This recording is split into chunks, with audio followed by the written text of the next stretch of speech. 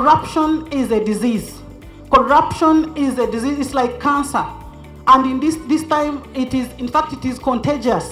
Even people who are around you can acquire this disease. Ladies and gentlemen, the government have established agencies, the PPDA, the IGG, the PARC, the Auditor General, but this is a citizenry war. Let us join His Excellency, who has spearheaded this battle of fighting corruption.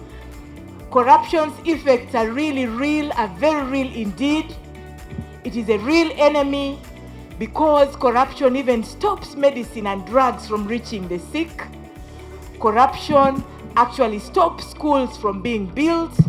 Corruption leads to roads washing away in the rain. Corruption empties public coffers.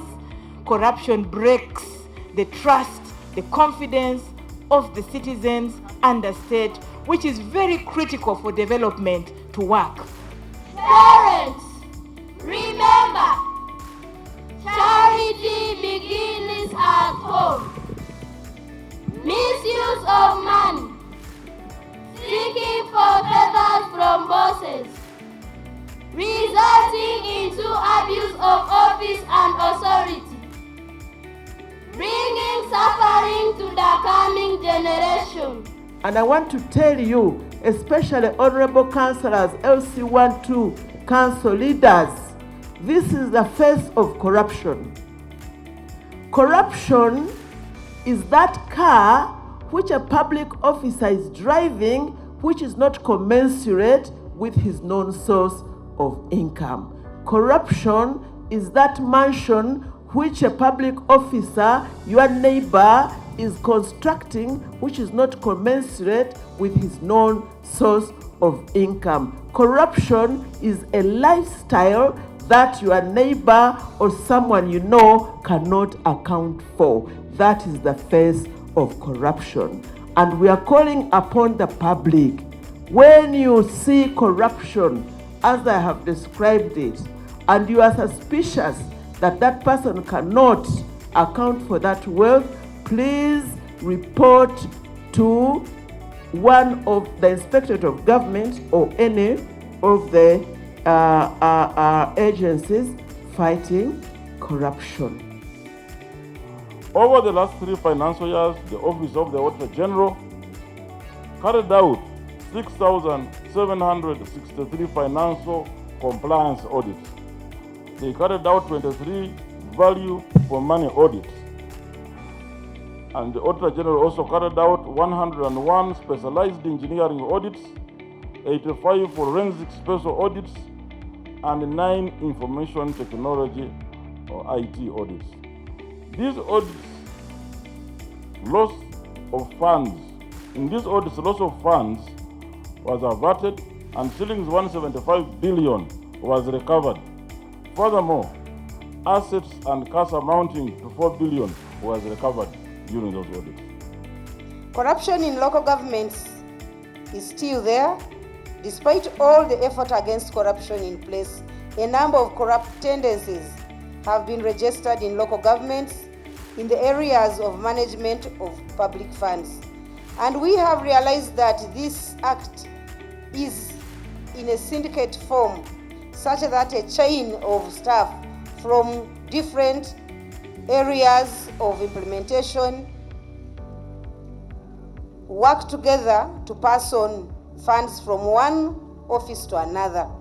But we are alert and we are happy that when we report to you, you quickly swing into action.